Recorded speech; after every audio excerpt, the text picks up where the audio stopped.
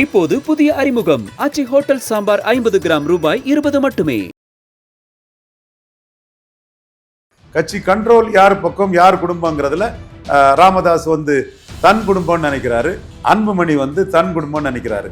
திமுக பொறுத்தவரையில் ஸ்டாலின் குடும்பம் அந்த முழு கண்ட்ரோலையும் அவங்க எடுத்துட்டாங்க. நீங்க சொல்றீங்க குருவோட இடத்தை நிரப்புறதுக்கு ஒரு வேணும் அன்புமணிக்கு துணையா அப்படிங்கிறீங்க. முகுந்தன் அவ்வளோ பெரிய ஃபோர்ஸா? ஆர்கனைசிங் கெப்பாசிட்டியில அன்புமணி வீக்கன் ஆகிறாரு. அப்போ முகுந்தனுக்கு ஒரு ஆர்கனைசிங் கெப்பாசிட்டி இருக்குதுன்னு பலரும் சொல்றாரு. டாக்டர் ராமதாஸுக்கு தெளிவா தெரியும். இவ்வளவு நாள் கழிச்சு இந்த போராட்டத்துக்கு வரும்போது இந்த இதுல நம்மளும் இருக்கணும், நம்மளும் ஒரு விமன் இதுக்காக இருக்கணுங்கிற அந்த நோக்கமும் பிளஸ் முகுந்தன் வெர்சஸ் அன்புமணி நோக்கத்துக்கும் சௌமியா அன்புமணி இங்க வராங்க. Repco Home Finance, your dream home awaiting you. சேர்ந்து ஜெயிக்க முடியாது. சேர்ந்து நீங்க 9ல இருந்து தொடர் தோல்வியில இருக்கிறீங்க. பிரிஞ்சு போனீங்கன்னா என்ன ஆவீங்க? 50 தொகுதிகள் வெற்றி பெறணும்னா முகுந்தன் அங்க சபார்டினேட்டா இருக்கணும்னு அவர் சொல்றாரு. எனக்கு வேண்டான்னு இவர் பிடிவாதமா இருக்கிறாரு. அப்ப டார்கெட் 50 தொகுதிகள். அன்புமணி என்ன பார்க்குறாரு, நம்ம ஒய்ஃபு இந்த இடத்துக்குள்ள நின்று களத்துக்குள்ள நிற்கணும், அக்காளுக்கு மகன் இம்பார்ட்டன்ஸ் வரும்போது நம்ம இதெல்லாம் மீண்டும் அதை புஷ் பண்ணி கொண்டு நிற்கணும்னு நினைக்கிறாங்க. ஸோ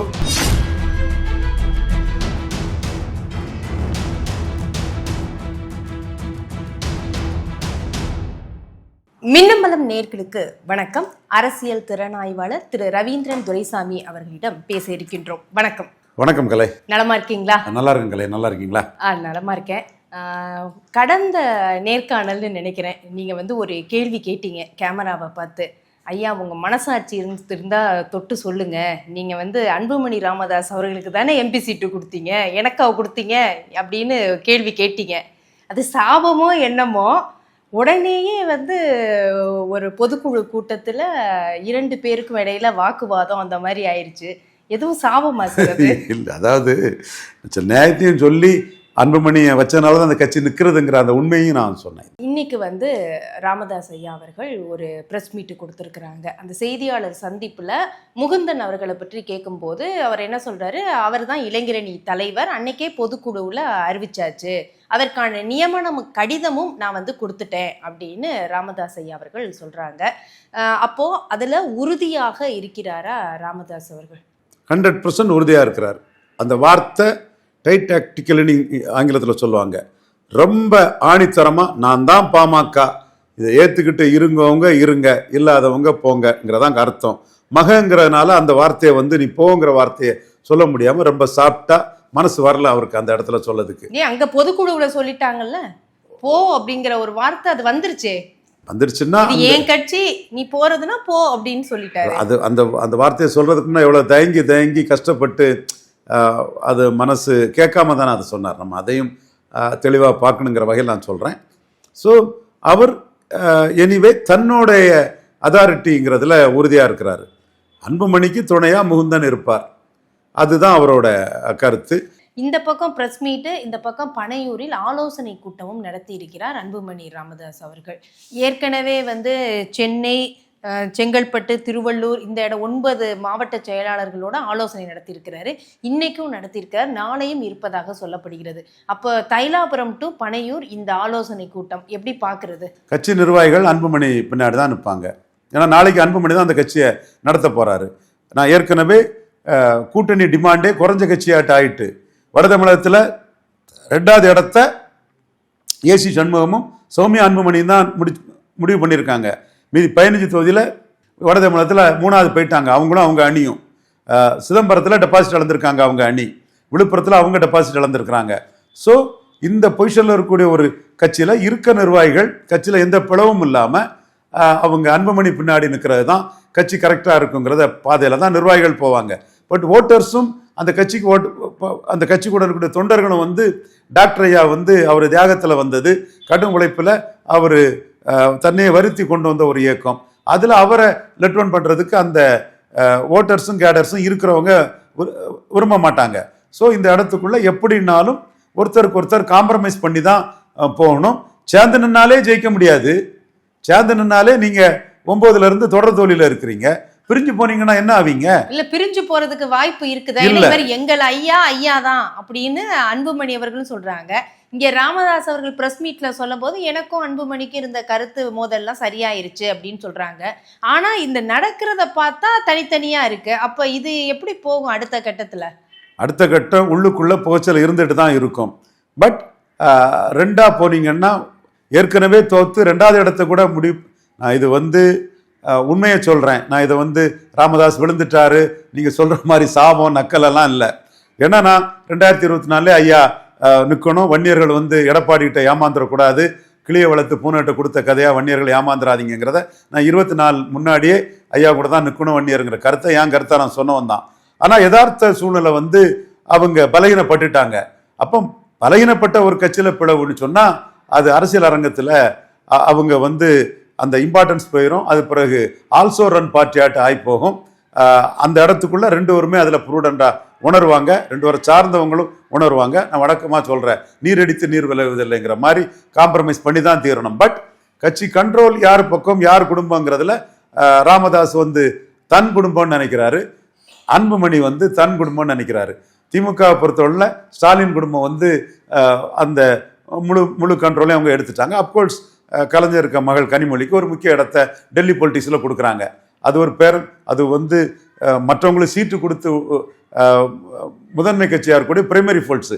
இது ஒரு சப்பார்டினேட் ஃபோல்ட்ஸில் இன்னைக்கு ராமதாஸ் குடும்பத்தை சேர்ந்த அவருடைய சகோதரி மூத்த மகளோட மகன் முகுந்தனும் இருந்ததுன்னா ராமதாஸ் தன் குடும்பத்தை சேர்ந்த மகன் பிளஸ் தன் குடும்பத்தை சேர்ந்த மகளுக்கு சார்பா மகளுக்கு மகனுங்கிற இந்த இது ஓடும். அன்புமணி தன் குடும்பம் தன் மனைவி தன்னை சார்ந்தவங்கன்னு அதை கொண்டு போக போறாங்க. இப்போ ராமதாஸ் குடும்பம் அன்புமணி குடும்பம்னு வருது. ராமதாஸ் குடும்பத்தின் ஒரு உறுப்பினர் தான் அன்புமணி மேல உள்ள அன்பும் பாசமும் ராமதாஸுக்கு என்னைக்கு நிற்கும். அன்புமணி தான் வரணும்னு நினைக்கிறார். பட் நான் நினைச்ச அளவுக்கு அவருக்கு ஒர்த்து இல்லை. தோல்வி பாதையில கொண்டு போயிட்டாரு. ஆர்கனைசிங் கெப்பாசிட்டி இல்லைங்கிறதையும் அவர் உணர்றாரு. அப்போ அந்த இடத்துல காம்பன்சேட் பண்றதுக்கு மகளுக்கு மகனை கொண்டு வராரு. இது மகளுக்கு மகன் என்னத்துக்கு நம்ம லைனுக்குள்ளே அது இருக்கட்டுங்கிறது அன்புமணி நினைக்கிறாரு. இந்த மோதல் அங்கே போயிட்டு தான் இருக்கும்.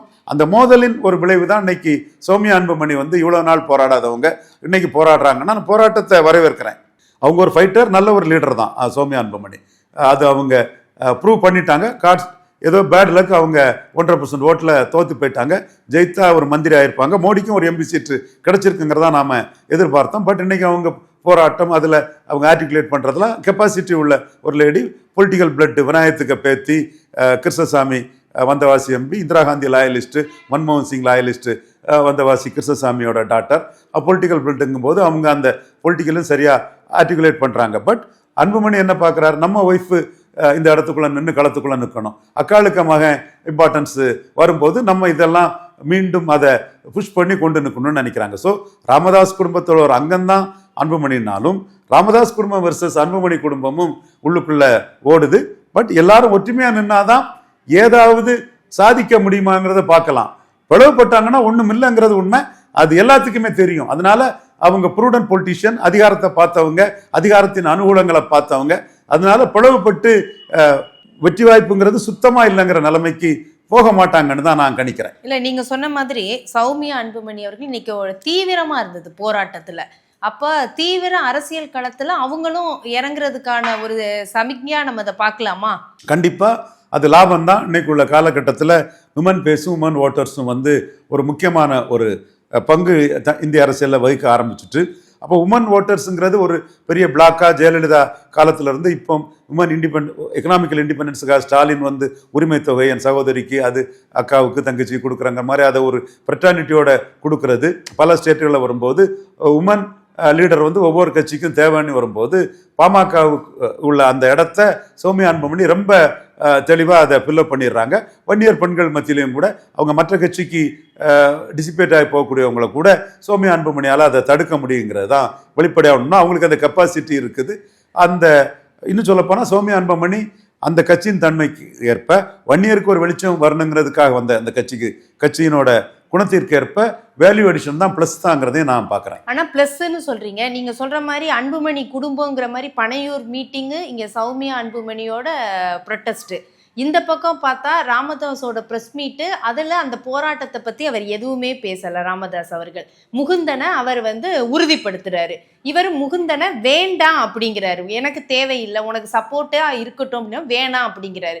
அப்போ இப்படி கொண்டுட்டு போகும்போது இந்த கட்சிக்குள்ளே எப்படி போகுது அரசியல்னு பார்க்கும்போது? இவங்க ஒரு ஃபோர்ஸாக ரெடி பண்ணுறாங்க, அவங்க ஒரு ஃபோர்ஸ் ரெடி பண்ணுறாங்களா? அப்போது 2 ஃபோர்ஸாக போனாங்கன்னா ஏற்கனவே தோத்துட்டு இருக்கவங்க எந்திரிக்கவே முடியாத அளவுக்கு போயிடுவாங்க. அது அவங்களுக்கு தெரியும், தெரியாததில்லை. பட் அந்த ஈகோவும் அந்த என் மகளுக்கு மகனை நான் கொண்டு வரங்கிற அவரோட உணர்வும், அவன் ஒரு அசட்டு தான், அவன் ஒரு ஆர்கனைசிங் கெப்பாசிட்டி உள்ளவன் தான், என் மகனுக்கு அவனோட உதவியும் தேவை. ஏன்னா கட்சி அதில் ஒரு பலகீனம் அடைஞ்சிருக்கு. வேணாங்கிறாரே சார். இப்போ இதை தான் நம்ம திரும்ப பேச வேண்டியதா இருக்கு. இவர் வேணும்னு நினைக்கிறாரு, இவர் எனக்கு வேண்டாங்கிறாரு. 50 தொகுதிகள் வெற்றி பெறணும்னா முகுந்தன் அங்க சபார்டினேட்டா இருக்கணும்னு அவர் சொல்றாரு. எனக்கு வேண்டான்னு இவர் பிடிவாதமா இருக்கிறாரு. அப்ப டார்கெட் 50 தொகுதிகள் கூட ஹெல்ப்புக்கு முகுந்தன் இவர் ஒரு இதுல போறாரு, இவர் தனி ட்ராக்ல போறாரு. அதுதான் எப்படி ஒரு உங்களுக்கு மெர்ஜ் ஆகும்? இந்த இடம் நம்ம பொறுத்திருந்து தான் பார்க்கணும்.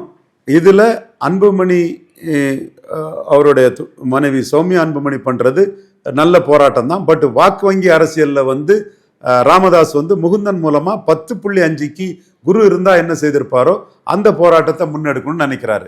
ஸோ ராமதாஸ் வந்து உள்ளுக்குள்ள நம்ம வாக்கு வங்கி குறைஞ்சிட்டு அதை வன்னியர் சென்டிமெண்ட்டை விப்பப் பண்ணி வன்னியருக்கு நான் தான், வன்னியருக்கு எடப்பாடி 10.5 கேட்க மாட்டாரு, அதுல உள்ள லாபத்தை பார்த்த எடப்பாடி 10.5 வேணுங்கிற வார்த்தையை சொல்ல மாட்டாரு, நம்ம தான் சொல்லுவோம், நம்ம தான் அதுல நிற்போங்கிறதுல ராமதாஸ் நினைக்கிறாரு. ஸோ 10.5 வச்சு வன்னியர் தனி ஒதுக்கீடை வச்சு நாம அரசியல் சக்தி ஆட்டு ஏற்கனவே வந்து அவரு 2009 எல்லாம் தோத்து சீரோவானதும் அவரு பெண்ணகரத்தில் திண்ணை பிரச்சாரம் பண்ணி 2ஆம் இடத்துக்கு வந்தார் ஒரு இடைத்தேர்தல்னாலும் கூட. இப்பவும் இடைத்தேர்தலில் 10.5 மையமாக வச்சு களத்துக்குள்ள அவர் நிற்கிறாருங்கும் போது தான் நடிகர் விஜய் போயிட்டாரு களத்துக்குள்ள வர்றதுக்கு. அவருக்கு பிராண்டிங் மாஸ்டர் ஜான் ஆரோக்கியசாமி, மாற்றம் முன்னேற்றம் அன்புமணின்னு எம்எல்ஏ சீட்டு அன்புமணி ஜெயிக்கலனாலும் 5.5% கொண்டு வந்ததுல அவரோட ஜான் ஆரோக்கியசாமிக்கு உழைப்பு இருக்குது. ஸோ அந்த ஜான் ஆரோக்கியசாமி இந்த களம் நமக்கு சரியா வராது, ராமதாஸோட 10.5 போலரைசைஸ் ஆகும்னு தெரிஞ்ச ஒரு விஜய் அதுல வந்து களத்துக்குள்ள இறங்க விடாம தப்ப வச்சிருக்கலாம். இவரு எடப்பாடி பழனிசாமியும் 10.5 வச்சு டாக்டர் ஐயா களத்துக்குள்ள நிற்கிறாரு. நம்ம 10.5 ஒரு கருத்து சொல்லி ஆகணும். மீண்டும் 10.5 கருத்து சொன்னா ரவீந்திரன் துரைசாமி போன்ற பாசிட்டிவ் சோசியல் ஜஸ்டிஸ் ஆட்கள், வண்ணார் நாவிதர் குயவர் போயர் ஒட்டர் வேட்டுவ கவுண்டர் ஊராளி கவுண்டர் தொட்டிய நாயக்கர் மருத்துவர் மங்களா முக்குவர் பரதவர் பரதராஜ குலம் மீனவர் ஆண்டி பண்டாரம் ஜங்கன்னு ஒரு செட் ஆஃப் காஸ்ட் 10% இருக்கவங்கள ரெட்டலைக்கு எதிராக திருப்புவாங்க. ஆக நம்ம அதுக்குள்ள முடிவெடுக்க முடியாது. முடிவெடுக்காம நம்ம அங்க போனோம்னா நமக்கு ஓட்டு போட்ட வன்னியர்கள் வந்து சிவி சண்முகத்தை வச்சு போடுவாங்கன்னு கேரண்டி கிடையாது. ராமதாஸ் பின்னாடி நின்றுவாங்க. அதுல 10.5 தொடர்பா 2 வருமே வரல.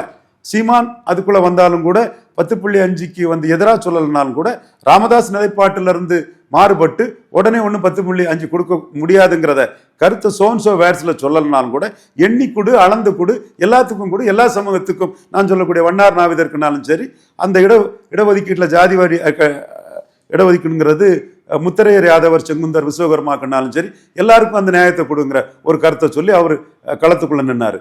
இந்த இடத்துக்குள்ள வன்னியர் வாக்கு வங்கியை எதிர்பார்க்கக்கூடிய மற்றவங்க வந்து களத்துக்குள்ள நிற்காததுனால 10.5 வச்சு ஒரு போராட்டத்தை நாம முன்னெடுத்தோம்னா எடப்பாடி 10.5 இன்னைக்கு ஆதரிக்க மாட்டாரு. ஆதரிச்சாருன்னா இந்த நான் சொல்லக்கூடிய இந்த வண்ணார் நாவிதர் காஸ்ட் அவருக்கு ஓட்டு வரவே வராது. தென் முக்குலத்தோர் எதிராக போயிடுவாங்க. முக்குலத்தோர் எதிராக போறது பிரமலை கல்லர் மறவருக்காக பிசி அகமுடையாரும் பிசி கல்லரும் பிசி மறவரும் ஒரே ரத்தம்னு அவன் எடப்பாடியை வந்து அந்த இடத்துல வந்து ஏத்துட்டு பாப்பல. ஸோ 10.5 நான் கொடுத்தது சரிதாங்கிறத சொல்ல முடியாத நிலைமையில எடப்பாடி பழனிசாமி இருக்கிறாரு. அதை கார்னர் பண்ணி அவர்கிட்ட அந்த வன்னியர் ஓட்டை எடுக்கணுங்கிறது கிரவுண்ட்ல இருந்து வந்த ஐயா டாக்டர் ராமதாஸோட நோக்கம். அன்புமணி கூட்டணி வாய்ப்பு கிடைச்சிடும், கூட்டணியில ஈஸியா டிராவல் பண்ணிடலாம்னு நினைக்கிறாரு. கூட்டணி வாய்ப்பு இன்னும் வரும்போது நம்ம அதுக்கு ப்ரிப்பரேஷனா இல்லைன்னா கடைசியா அது செக் ஆகுங்கிறது ராமதாஸுக்கு நோக்கம். இது கூட்டணி தொடர்பான இது. இன்னொன்னு குடும்ப அரசியலும் அதுக்குள்ள நிற்குது. என் கட்சி என் மகளுக்கு மகனுக்கும் ஒரு இடத்த நான் கொடுப்பேன்னு அவர் நினைக்கிறாரு. என் மகளுக்கு மகன் ஒரு நல்ல ஆர்கனைசர், என் மகன் குரு இருந்த இடத்த என் மகனால மட்டும் அதை நிரப்ப முடியல. ஸோ அதுக்கு நமக்கு ஒரு ஆளு வேணும். அந்த ஆள் இல்லாதனால்தான் நம்ம மிகப்பெரிய பின்னடைவை வட தமிழகத்தில் சந்திச்சிட்டோம். அந்த அணி தென் தமிழகத்தில் சாதிக்கும் போது, மேற்கு தமிழகத்தில் சாதிக்கும் போது, சிட்டியில் சாதிக்கும் போது வட தமிழகத்தில் பின்னடைவை சந்திச்சிட்டு எத்தனை திராவிட இயக்க ஆர்வலர்கள், மதசார்பினை பேசக்கூடிய கிறிஸ்தவ முதலிகள், தமிழ் தேசியர்கள் எல்லாம் முட்டு கொடுத்து பாஜகவுக்கு எதிராக அதை பாஜக தலையில தப்பளம் வச்சாலும் கூட பாமக பலகீனம் அடைஞ்சிட்டுங்கிறது ராமதாஸுக்கு தெளிவாக தெரியும். ஸோ அதுல பலம் பெறணும்னா வன்னியர் சென்டிமெண்ட் 10.5 அதுக்கு முகுந்தன், அதுதான் அவர் நினைக்கிறாரு. முகுந்தன் அவ்வளவு பலமா சார்? நீங்க சொல்றீங்க குருவோட இடத்தை நிரப்புறதுக்கு ஒரு வேணும் அன்புமணிக்கு துணையா அப்படிங்கிறீங்க. முகுந்தன் அவ்வளவு பெரிய ஃபோர்ஸா? எவிடண்டா எந்த தகவலும் கிடையாது. நான் அதை முதல்ல ஒத்துக்கிறேன், கிடையாது. ஆனா எனக்கு கிடைச்ச தகவலின்படி, இன்னர் சர்க்கிளில் இருக்கக்கூடியவங்க படி, விழுப்புரம் கூட்டத்தை முகுந்தன் தான் ஆர்கனைஸ் பண்றாரு. காஞ்சிபுரத்தில் நடந்த அந்த இதை வந்து அன்புமணி கோட்டை விட்டுட்டாரு. அன்புமணிக்கு ஆர்கனைசிங் கெப்பாசிட்டி இல்லை, ஒரு பிரிட்டானிட்டியோட ஆட்கள்கிட்ட பழக தெரியல, பாராசூட்ல வந்து குதிச்சது மாதிரி நடக்கும்போது தொண்டர்கள் மத்தியில் அந்த ஒரு இது இல்லை. செகண்ட் லெவல் லீடர்ஸ் வந்து இவர் தான் டிக்கெட்டை முடிவு பண்ணுவார். ஏதாவது ஒரு கூட்டணியில் சேர்ந்தோம்னா அதிமுக கூட்டணியில் சேர்ந்தீங்கன்னா இது கொஞ்சம் பேருக்கு சீட்டு ஜெயிக்குங்கிறது நமக்கு தெரியுது. சேலத்தில் ஜெயிக்கும், தருமபுரியில் ஜெயிக்கும். நான் சொன்னல என்ன எடப்பாடி கொடுப்பாருங்கிறது அடுத்த கேள்வி. அது ராமதாஸுக்கு அது கேள்வியா இருக்குது. அப்போ இந்த இடத்துக்குள்ள ஆர்கனைசிங் கெப்பாசிட்டியில அன்புமணி வீக்கன் ஆகிறாரு. அப்போ முகுந்தனுக்கு ஒரு ஆர்கனைசிங் கெப்பாசிட்டி இருக்குதுன்னு பலரும் சொல்றாரு. அதோட ஜட்ஜ்மெண்ட் என்னை விட அவருக்கு தாத்தா டாக்டர் ராமதாஸுக்கு தெளிவா தெரியும். அப்போ முகுந்தனுக்கு ஒரு ஆர்கனைசிங் கெப்பாசிட்டி இருக்குது. பொண்ணை வைத்த இடத்துல பூ வைக்க பார்க்குற மாதிரி குரு வச்ச இடத்துல இன்னொருத்தர் வைக்க முடியாது. அந்த கட்சியில அந்த பாமகவில் நம்பர் 1 டாக்டர் ராமதாஸ்னா நம்பர் 2 குரு தான், அன்புமணி அல்ல. ராமதாஸுக்கு மகன் என்பதனால குருவோட சம்மதத்தோட அன்புமணி நம்பர் 2 வந்தாரு. அந்த இடம் இன்னைக்கு ஒரு ஆர்கனைசர் இடம் வந்து வேக்கண்டா இருக்கிறதுனால முகுந்தன் அதை பில்லப் பண்ணுவார்னு ராமதாஸ் நினைக்கிறாரு. எனக்கு கிடைச்ச தகவல் படியும் முகுந்தன் இயல்பானவர், ஒரு நரச்ச மீசை தாடி இதோட வந்து இருந்து தொண்டர்கள்ட்ட ஒரு ரேப்போவை கடைப்பிடிச்சு இளைஞரணி தலைவராக போட்டால் ஒரு போராட்டத்தை ஆர்கனைஸ் பண்ணி அரசுக்கு எதிராக 10.5 வன்னியர் சென்டிமெண்ட்டை முன்னெடுத்து கொண்டு வரதுக்குள்ள கெப்பாசிட்டி உள்ளவர்னு சொல்றாங்க. But seeing is believing. அன்புமணிக்கு அந்த கெப்பாசிட்டி மைனஸ்ங்கிறது எல்லாத்துக்குமே தெரியுது. குருவுக்கு கெப்பாசிட்டிக்கு முகுந்தன் ஓரளவாவது காம்பன்சேட் பண்ணுவாருன்னு ராமதாஸ் நினைக்கலாம். இன்னொன்னு, என் கட்சி என் மகளுக்கும் அங்க பங்கு இருக்கணும், என் மகனுக்கு எதிராக இல்லை, என் மகனுக்கு சப்போர்ட்டிவா இருக்கணும்னு அவர் நினைக்கிறாரு. அதன் மூலமா நான் தான் இந்த கட்சிங்கிறத அசெப்ட் பண்ண நினைக்கிறாரு. அன்புமணி ஃபியூச்சர்ல முகுந்தன் வந்து குரு மாதிரி ஒரு ஆர்கனைசிங் கெப்பாசிட்டி உள்ளவராக இருந்தால் ஒரு குருவாக இருந்தால் கண்டிப்பா அன்புமணிக்கு ஒரு பெரிய சேலஞ்சரா வந்துருவாரு முகுந்தன். அது வேண்டான்னு அன்புமணி நினைக்கிறாரு. So Ramadoss family versus Anbumani family தான் இந்த இடத்துக்குள்ள போகுது. மொத்தத்துல நீரெடுத்து நீர் விலகலன்னு எல்லாரும் ஒன்னா நின்னாதான் ஏதாவது சாதிக்க முடியும். நான் மீண்டும் சுயநலத்தோட தான் இந்த இடத்துல சொல்றேன். பாமகங்கிற கட்சி நிலைக்கிறது தான் 29ல் மோடிக்கு இங்க சீட்டு வர்றதுக்கு, ஒரு வட தமிழகத்தில் சீட்டு வர்றதுக்கு ஒரு வாய்ப்பு. நான் அது சுயநலத்தோடய சொல்றேன். மோடியை பொறுத்தளவுல அழியக்கூடிய கூட்டணி கட்சிகளை கூட காப்பாற்ற வேண்டிய ஒரு சூழ்நிலை இருக்குது. நான் இதுல என்னடா ரவீந்திரன் துரைசாமி வந்து அழியக்கூடிய கட்சிகளை இருக்கிற கட்சிகளை அழிக்கிறதா? அது பழைய காலம் கலை. இப்போ ஜேடிஎஸ் காப்பாத்தினாதான் கர்நாடகாவில் ஜெயிக்க முடியும். ஜேடிஎஸ் அழிய விட்டா ஓல்டு மைசூர்ல சீட்டு காலி. இவர் டி.கே. சிவகுமார் எங்கேயோ போய் லீடர் ஆகி இது ஜேடிஎஸ் விழுந்துட்டுன்னா அந்த இடம் சீட்டெல்லாம் Karnataka old Mysore region Vokkaliga belt Kaveri ஏரியாவில் வந்து 11 எம்பி சீட்டும் காலியாகும். இப்போ 2 தான் வெளியே போச்சு, 9 கிட்ட ஜெயித்துட்டாங்க. அதே மாதிரி அஜித் சிங்கை மகன் ஜெயந்த் சௌத்ரி வந்து பலகீனப்பட்டா ஜாட் ஏரியா அவுட்டு. அதே மாதிரி ராம்விலாஸ் பஸ்வான் மகன் சிராக் பஸ்வான், அந்த அவங்க சித்தப்பா பசுபதி பராஸ் தகராறுல அந்த கட்சி பலகீனப்பட்டுன்னா பீகாருக்குள்ள சீட்டு போயிடும். இங்க தமிழ்நாட்டில் வரல. சீட்டு வரணும்னா பாமகவை காப்பாற்றி அவங்களுக்கு ஒரு எம்ஓஎஸ் கொடுத்து அந்த லெவலில் போனாதான் சரியா இருக்குங்கிறது.